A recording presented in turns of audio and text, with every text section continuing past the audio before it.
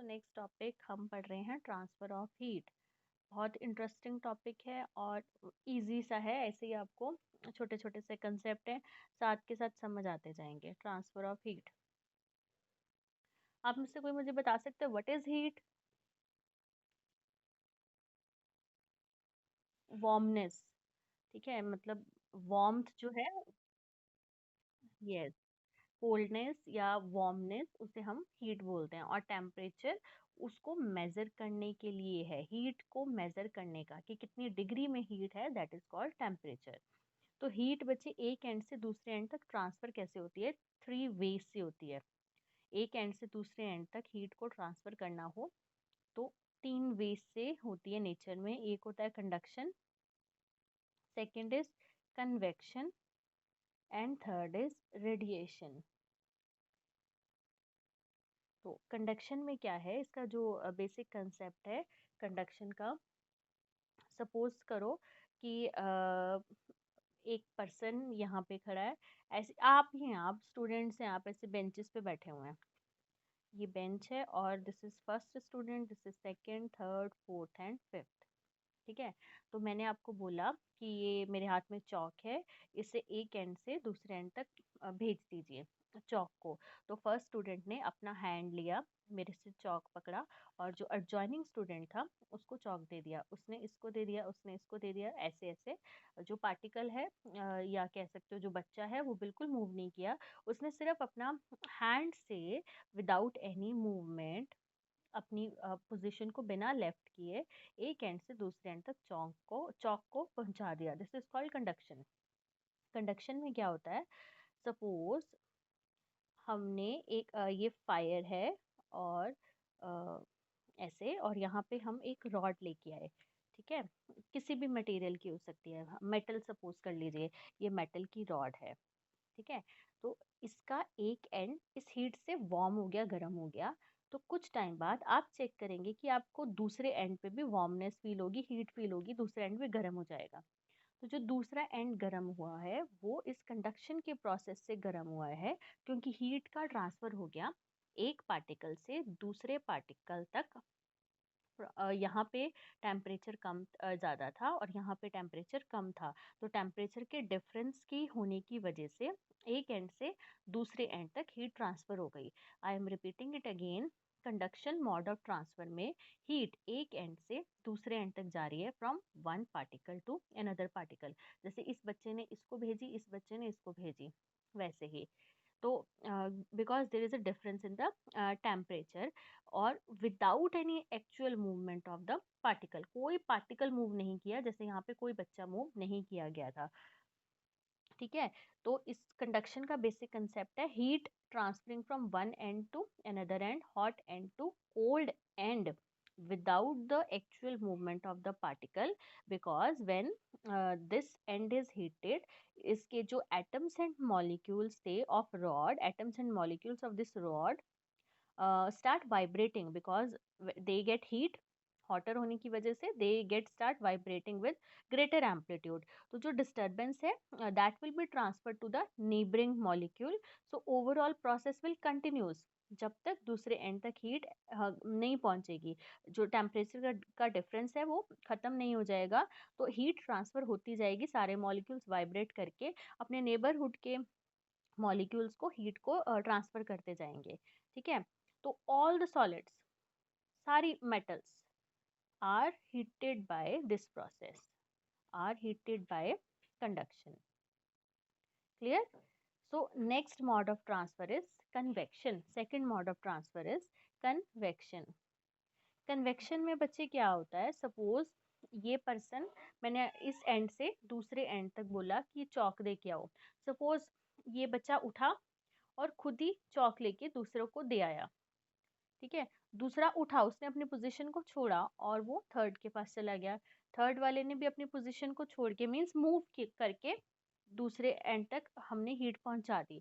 ऐसे भी हो सकता है कि पहला स्टूडेंट पर्सनली जाके एंड वाले बच्चे को चौक दे आया, ठीक है। मूवमेंट इसकी हुई, ये उठा और इसने डायरेक्टली चौक को लास्ट वाले बच्चे को दे दिया खुद मूव करके, उस प्रोसेस को बोलते हैं कन्वेक्शन। हो सकता है ये बच्चा बड़ा ही शॉर्टकट वाला हो, ये उठा के चौक उसको फेंक दे, ना हिले, ना आगे आगे पास करवाए, यहाँ से चौक लेके उस तक उसको फेंक दे। वो तीसरा जो प्रोसेस है वो है रेडिएशन। तो कन्वेक्शन में क्या है, ये पार्टिकल खुद उठ के गया और उसने उसको चौक हैंड ओवर कर दिया। तो इसमें क्या होता है, सपोज हम वाटर को हीट अप कर रहे हैं, आपने वाटर की हीटिंग को देखा होगा, जो लेयर्स हैं वो मूव करती हैं। आप कभी देखना भी, जब पानी गर्म हो रहा होगा ना, नीचे की लेयर गर्म हो जाती हैं, गर्म होती हैं तो वो ऊपर आ जाती हैं, और ऊपर की जितनी ठंडी लेयर्स हैं वो आके नीचे हो जाती हैं। तो पानी जब गर्म होता है तो सारी लेयर्स मूव करती हैं, फिर कन्वेक्शन का ये प्रोसेस होता है। तो पानी की heating is through convection process. इसमें क्या हो रहा है, हीट एक एंड से दूसरे एंड तक जा रही है with the actual movement of the heated particle. Convection में all the particles actually moved, means इसमें पार्टिकल का मोशन है। कन्वेक्शन जो है उसमें क्या होता है, लिक्विड नीचे से जब हीट हो रहा है तो वो हल्का हो जाता है, हीट होने के बाद डेंसिटी रिड्यूस हो जाती है, लाइटर होने की वजह से ऊपर चला जाता है, और कोल्ड वाटर के जो पार्टिकल्स हैं ऊपर से नीचे आ जाते हैं, फिर से गर्म होते हैं, हीट को रिसीव करते हैं, ऊपर चले जाते हैं। तो ये प्रोसेस रिपीट होता रहता है। तो सारे पार्टिकल्स एक्चुअली मूव करते हैं और हीट एक एंड से दूसरे एंड तक ट्रांसफर हो जाती है। तो जो गैसेस हैं, फ्लूइड्स हैं, लिक्विड और गैसेस, वो हीट अप होते हैं कन्वेक्शन से। तो कंडक्शन से हीट अप होते हैं सॉलिड, और कन्वेक्शन से हीटिंग का प्रोसेस होता है लिक्विड एंड गैसेस का। ठीक है। नेक्स्ट देखो बच्चे, थर्ड मैंने आपको बताया था रेडिएशन। रेडिएशन का जो प्रोसेस है उसमें सपोज ये बच्चा बहुत क्विकली चाहता है कि मैं चौक दूसरे एंड तक डिलीवर कर दूं, तो उसने चौक को उठा के ही फेंक दिया, तो वो जो टाइप है दैट इज कॉल्ड रेडिएशन। तो it is a mode of transfer of heat from source, जैसे सन से लाइट आ रही है, sun is a source, source से रिसीवर तक आ रही है without any movement of this medium, बीच का मीडियम है ही नहीं, विदाउट एनी इंटरवेनिंग मीडियम। तो this is the radiation without intervening medium, means बीच का जो मीडियम है वो हीट नहीं होता, without heating of intervening medium. तो सन से जो लाइट हमारे तक पहुंच रही है सोर्स से रिसीवर तक, वो थ्रू रेडिएशन पहुंच रही है। ऐसे ही बच्चे जो बोन फायर है, सपोज फायर है, उससे हम अपने हाथ सेक रहे हैं, तो बोन फायर से हाथ हम हॉट फील करेंगे, जो हीट हमारे तक पहुंचेगी that will be through radiation. ठीक है। तो जो हीट हमें मिल रही है through radiation process that is called radiant energy. Clear. Next जो कंसेप्ट है, इन तीनों के बाद कंडक्शन, कन्वेक्शन एंड रेडिएशन, वो हम पढ़ेंगे। और जो रेडिएशन है बच्चे वो डायरेक्ट है ना, सोर्स से हीट पहुंच रही है, तो ये फास्टेस्ट वे है हीटिंग का, जल्दी हो जाती है इस प्रोसेस से हीटिंग। तो next is conductivity. Okay, next is thermal conductivity. Conductivity तो आपको पता है, नेम से इंडिकेट हो रहा है कि कोई एक मटेरियल जो हीट को कंडक्ट कर रहा है, मींस एक एंड से दूसरे एंड तक भेज रहा है, उस प्रोसेस को बोलते हैं थर्मल कंडक्टिविटी। मतलब थर्मल कंडक्टिविटी को अगर फिजिक्स के टर्म में लिखना हो तो मैं ऐसे लिखेंगे मटेरियल की एबिलिटी कितनी है ऑफ सॉलिड की, मेजर कह सकते हो, measure of ability of solid to conduct heat, ability of solid to conduct heat. आपको पता है all metals are very good conductor, जो कॉपर है, सिल्वर है, सिल्वर तो इज द बेस्ट कंडक्टर, वो सारी अच्छी कैपेबिलिटी है उसमें हीट को कंडक्ट करने की, so they are good thermal conductor, copper and silver. But जो कुछ सब्सटेंस ऐसे हैं जो हीट के बहुत पुअर कंडक्टर हैं, जैसे वुड, ग्लास, एयर, वो बैड कंडक्टर हैं। ठीक है। तो अगर मेटल की हम एक रॉड को गर्म करेंगे तो उसकी हीट एक एंड से दूसरे एंड तक ट्रांसफर हो जाएगी, वो मींस गुड कंडक्टर थी, तो वो थर्मल कंडक्ट कर रही है, तो वो कंडक्टिविटी हो गई। तो इसके मेन हमने पढ़नी है एप्लीकेशंस, क्योंकि ये कंसेप्ट तो आपने केमिस्ट्री में भी पढ़ा होगा, लोअर क्लासेस में भी पढ़ा होगा। एप्लीकेशंस थर्मल कंडक्टिविटी की क्या है, कि देखो, एक तो बच्चे ये कंसेप्ट याद रखना कि जहाँ पे भी एयर इंक्लूज होगी, जहाँ एयर वो बैड कंडक्टर है। ठीक है। उसकी वजह से काफ़ी सारे हमें एडवांटेज मिलते हैं। जैसे सबसे मैं आपको बताती हूँ कि न्यू क्विल्ट जो है that is warmer than older one. पुरानी रजाई वो बेटर है, वार्म है as compare to older one. क्योंकि जब हम रजाई नई भरवाते हैं तो उसमें जब वो उसको बनाते हैं तो उसमें एयर ट्रैप हो जाती है। तो ये जो एयर है ये पुअर कंडक्टर है हीट की। तो ये अलाउ नहीं करती कि हमारी बॉडी से हीट बाहर निकले और बाहर की ठंड हमारे को अंदर जाए। इसी रीज़न की वजह से आपको सजेस्ट किया जाता है कि जब सर्दियों में एक ब्लैंकेट लें उसके ऊपर दूसरा ब्लैंकेट लगा दें। बीच में एयर ट्रैप हो गई, लेयर बन गई ना।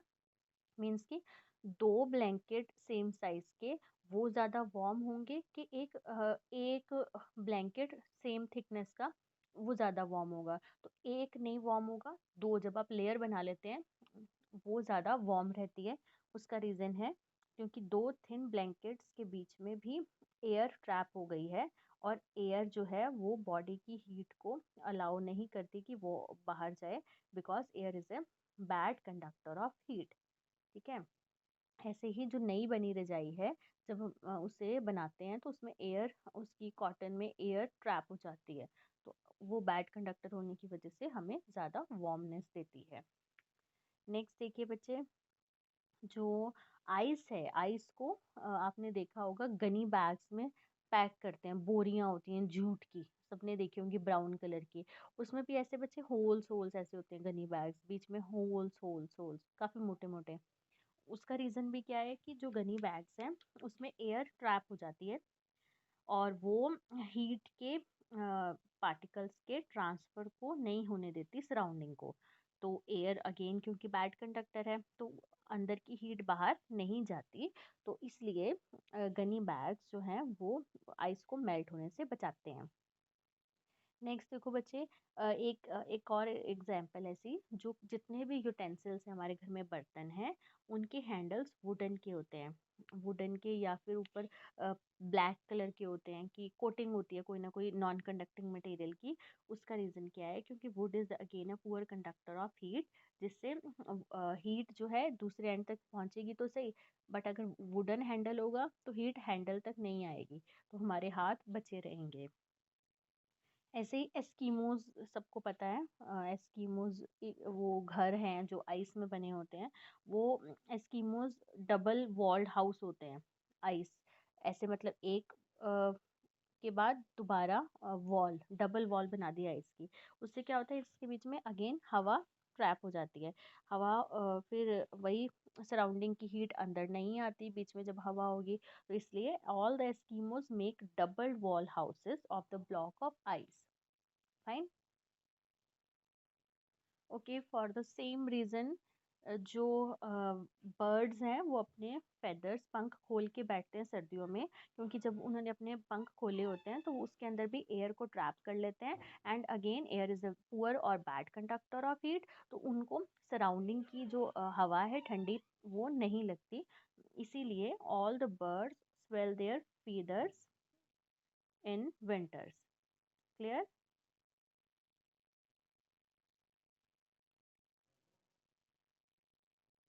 ओके बच्चे, next topic is Newton's law of cooling.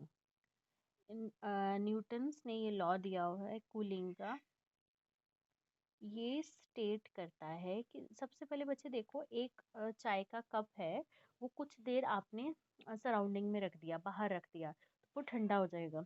सबको पता है, कॉमन एक्सपीरियंस है कि हॉट कप ऑफ टी जब हमने उसे टेबल पे रखा रहने दिया, इट बिगिंस टू कूल। उसका रीज़न क्या है, क्योंकि उसकी हीट सराउंडिंग को चली गई।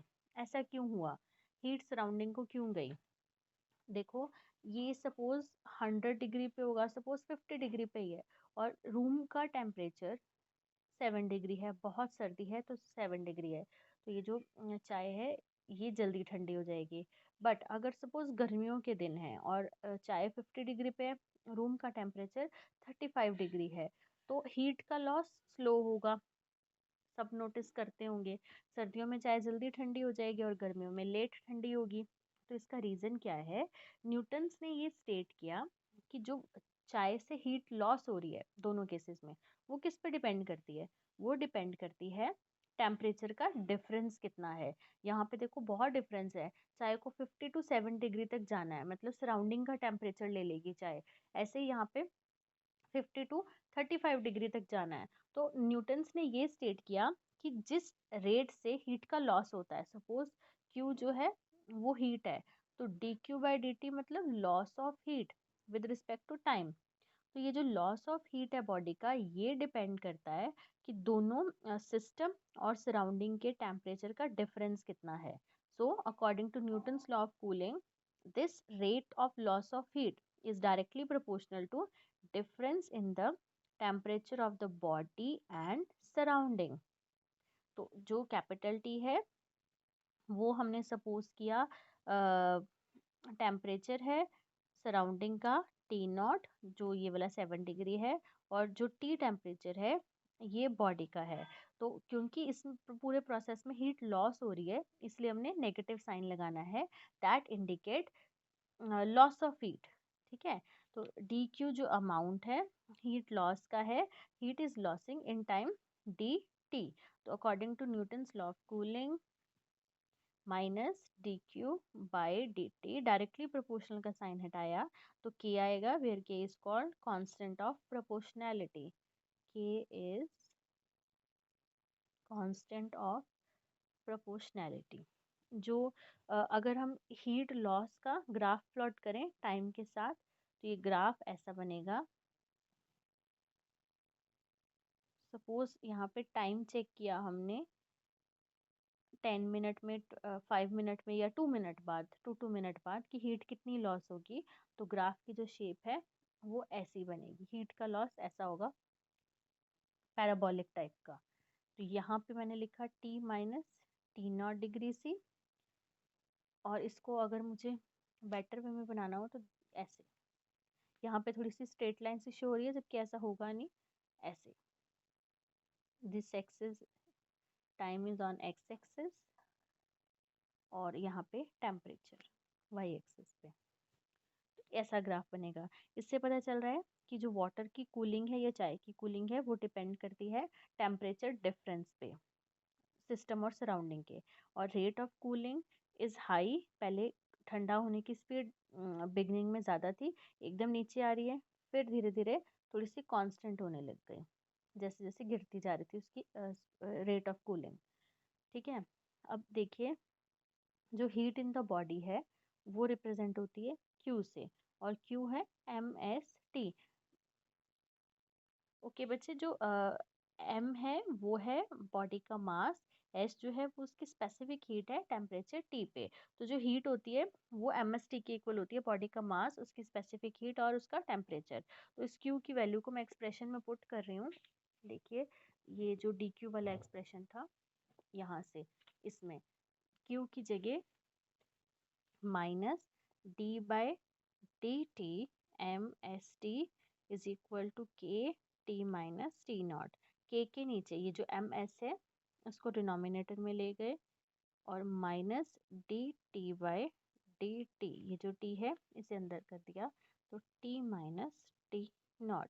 ये K/MS को भी हम एक कांस्टेंट बोलते हैं, तो इसे मैंने लिख दिया K कैपिटल के अनदर कांस्टेंट T-T0।